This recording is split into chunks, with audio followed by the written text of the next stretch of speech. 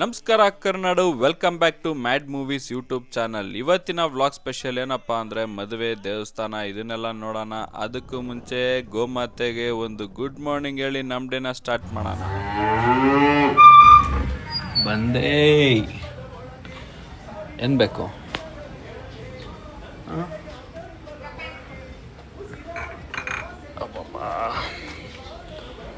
ಕಾಲೆಲ್ಲ full ಉಷ್ಟಾಗ್ಬಿಟ್ಟಿದೆ.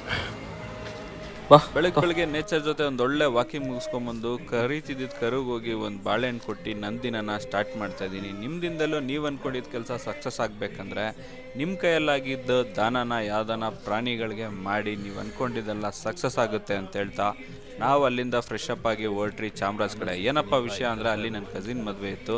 Twist ಏನು ಅಂದರೆ ಒಂದೇ ದಿನ ಎರಡೆರಡು ಮದುವೆ ಇತ್ತು. ಸೊ ರಿಸೆಪ್ಷನ್ ಅಟೆಂಡ್ ಮಾಡೋಕ್ಕಾಗಿರಲಿಲ್ಲ. ಧಾರೆ ಮುಹೂರ್ತ ಅಟೆಂಡ್ ಮಾಡೋಣ ಅಂತ ನಾವು ಹೊರಟಿದ್ದು ಮಳವಳ್ಳಿ ಕಡೆ. ಆನ್ ದ ವೇ ಹೋಗ್ಬೇಕಂದ್ರೆ ಕಾಫಿ ಕುಡಿಯೋಣ ಅಂತ ಲೆಫ್ಟ್ಗೆ ಹಾಕಿದ್ರಿ. ನನಗಲ್ಲೊಂದಷ್ಟು ಪಪ್ಪಿಗಳು ಕಾಣಿಸ್ತು. ಎಲ್ಲದಕ್ಕೂ ಆಗದೆ ಎಲ್ಲ ಎತ್ಕೊಂಡು ಓಡಾಯ್ತು. ಇದೊಂದೇ ಒಂದು ಪಪ್ಪಿ ಮಾತ್ರ ನನ್ನ ಹತ್ರ ಓಡ್ ಬಂತು. ಅದಕ್ಕೆ ಸ್ವಲ್ಪ ತಿನ್ಸ್ಕೊಂಡು ಅದ್ರ ಜೊತೆ ಆಟ ಆಡಿ ಟೈಮ್ ಸ್ಪೆಂಡ್ ಮಾಡಿ ಅಲ್ಲಿಂದ ನಾವು ಹೊರಟ್ರಿ ತಿರ್ಗಾ ಡೆಸ್ಟಿನೇಷನ್ ಕಡೆ. ಡೆಸ್ಟಿನೇಷನ್ ರೀಚ್ ಆಗಿದೆ. ಮದುವೆ ವೈಬ್ಸ್ ಎಲ್ಲ ಫುಲ್ ಜೋರಾಗಿ ನಡೀತಾ ಇತ್ತು. ಸೊ ನಾವು ಬ್ರೇಕ್ಫಾಸ್ಟ್ ಮಾಡಿರಲಿಲ್ಲ ಅಂತಂತ ಹೇಳಿ ಬ್ರೇಕ್ಫಾಸ್ಟ್ ಮಾಡಿಕೊಂಡು ಕಸಿನ್ ಜೊತೆ ಸ್ವಲ್ಪ ಚಿಲ್ ಮಾಡ್ಕೊಂಡು ಮಾತಾಡ್ಸ್ಕೊಂಡು ಎಲ್ಲರನ್ನೂ ಕುಶಲೋಪರಿಗಳನ್ನ ಮಾತಾಡಿಕೊಂಡು ಅದಾದಮೇಲೆ ನವ ವಧುವರರಿಗೆ ಅವ್ರ ತಾಳಿ ಕಟ್ತಾ ಇದನ್ನೆಲ್ಲ ನೋಡಿ ಆಶೀರ್ವಾದ ಮಾಡಿ ಮತ್ತೆ ಊಟ ಮಾಡಿಕೊಂಡು ಮಾತಾಡ್ಸೋಣ ಅಂತ ಮೇಲೆ ಬಂದರೆ ನೋಡಿದ್ರೆ ಆಗಲೇ ಅರುಂಧತಿ ನಕ್ಷತ್ರ ನೋಡ್ತಾ ಇದ್ರು. ಯಾರೆಲ್ಲ ಅರುಂಧತಿ ನಕ್ಷತ್ರ ನೋಡಿದಿರಾ? ಯಾರಿಗೆಲ್ಲ ಅರುಂಧತಿ ನಕ್ಷತ್ರ ಕಾಣಿಸಿದೆ? ಇದರಿಂದ ಆಗೋ ಉಪಯೋಗಗಳೇನು ಅದನ್ನು ನಿಮ್ಗೆ ಗೊತ್ತಿದ್ರೆ ಕಮೆಂಟಲ್ಲಿ ತಿಳಿಸಿ ಅಂತ ಹೇಳ್ತಾ ಅಲ್ಲಿಂದ ನಾವು ಹೊರಟ್ರಿ ಮನೆ ದೇವರಾದ ಮಲ್ಲಿಕಾರ್ಜುನ ಸ್ವಾಮಿ ಮುಡುಕುತೊರೆ ಮಲ್ಲಿಕಾರ್ಜುನ ಸ್ವಾಮಿ ದೇವಸ್ಥಾನಕ್ಕೆ. ನೋಡಿ, ಇದೇ ದೇವಸ್ಥಾನ ಬೆಟ್ಟದ ಮೇಲಿದೆ. ಆಮೇಲೆ ನಿಮ್ಗೆ ಯಾರಿಗಾದ್ರೂ ಗೊತ್ತಿದ್ರೆ ಹೇಳಿ, ಏನಕ್ಕೆ ಎಲ್ಲ ದೇವಸ್ಥಾನಗಳು ಬೆಟ್ಟದ ಮೇಲಿರುತ್ತೆ ಅಂತ. ಮನೇಲಿ ಮನೆದವ್ರಿಗೆ ಎಲ್ಲರೂ ಹೋಗ್ತಾ ಇರ್ತಾರೆ, ಬಟ್ ನಾನು ಯಾವತ್ತೂ ಹೋಗಿರಲಿಲ್ಲ. ಇದು ನನಗೆ ನೆನಪಿರೋ ಹಾಗೆ ಫಸ್ಟ್ ಟೈಮ್. ಅದರಲ್ಲೂ ಒಂದು ತಪ್ಪು ಮಾಡಿದೆ, ದೇವ್ರು ಅದಕ್ಕೆ ಅಲ್ಲೇ ಶಿಕ್ಷೆನೂ ಕೊಟ್ಬಿಡ.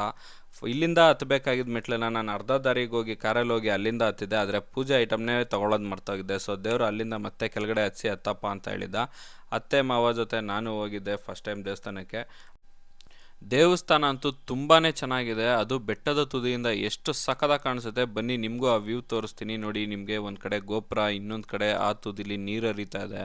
ಒಳ್ಳೆ ವಾತಾವರಣ, ಒಳ್ಳೆ ಗಾಳಿ. ಇದಕ್ಕಿಂತ ಇನ್ನೇನು ಬೇಕು? ಒಳಗಡೆ ಹೋಗಿ ನೋಡಿದ್ರೆ ಆ ಮೂಲ ದೇವಸ್ಥಾನನ ಜೀರ್ಣೋದ್ಧಾರ ಮಾಡ್ತಾ ಇದ್ದಾರೆ. ನಿಮಗೂ ಯಾರಿಗಾದರೂ ಸಹಾಯ ಮಾಡ್ಬೇಕನ್ಸಿದ್ರೆ ಆ ದೇವಸ್ಥಾನದ ಟ್ರಸ್ಟ್ ಅಕೌಂಟ್ಗೆ ಹಾಕಿ ಅದಕ್ಕೆ ಸಹಾಯ ಮಾಡಿ ಅಂತ ಹೇಳ್ತಾ ನಾವು ಒಳಗಡೆ ಹೋಗಿ ಪೂಜೆ ಎಲ್ಲ ಮಾಡಿಕೊಂಡು ಮತ್ತೆ ಒಂದು ವ್ಯೂ ತೋರ್ಸೋಣ ಅಂದ್ಬಿಟ್ಟು ತುದಿಗೆ ಬಂದೆ. ಸಖತ್ತಾಗಿತ್ತು ಅದು ವ್ಯೂ.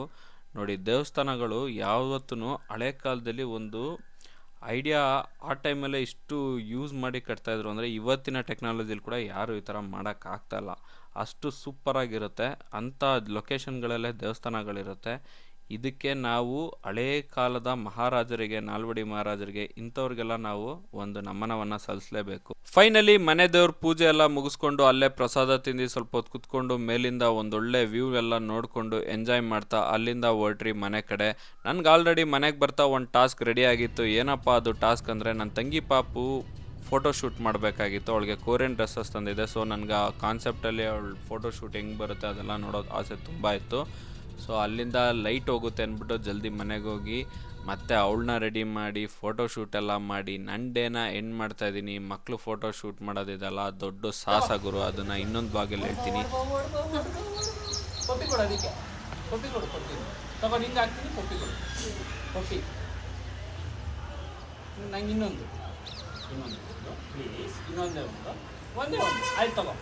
ಹೋಪ್ ಎಲ್ಲರಿಗೂ ಈ ವ್ಲಾಗ್ ಇಷ್ಟ ಆಗಿದೆ ಅಂದ್ಕೊಂಡಿದ್ದೀನಿ. ನಿಮ್ಮ ಅಭಿಪ್ರಾಯಗಳನ್ನು ಕಮೆಂಟ್ ಮುಖಾಂತರ ತಿಳಿಸಿ. ನಿಮಗೆ ಈ ವಿಡಿಯೋ ಇಷ್ಟ ಆಗಿದ್ರೆ ಲೈಕ್ ಮಾಡಿ, ಶೇರ್ ಮಾಡಿ, ಸಬ್ಸ್ಕ್ರೈಬ್ ಮಾಡಿ ಅಂತ ಹೇಳ್ತಾ ನನ್ನ ಡೇ ವ್ಲಾಗ್ನ ಎಂಡ್ ಮಾಡ್ತಾ ಇದ್ದೀನಿ. ಇನ್ನೊಂದು ಒಳ್ಳೆ ವಿಡಿಯೋ ಜೊತೆ ನಿಮ್ಮ ಮುಂದೆ ಬರ್ತೀನಿ. Until then, see you all, bye, good night, take care.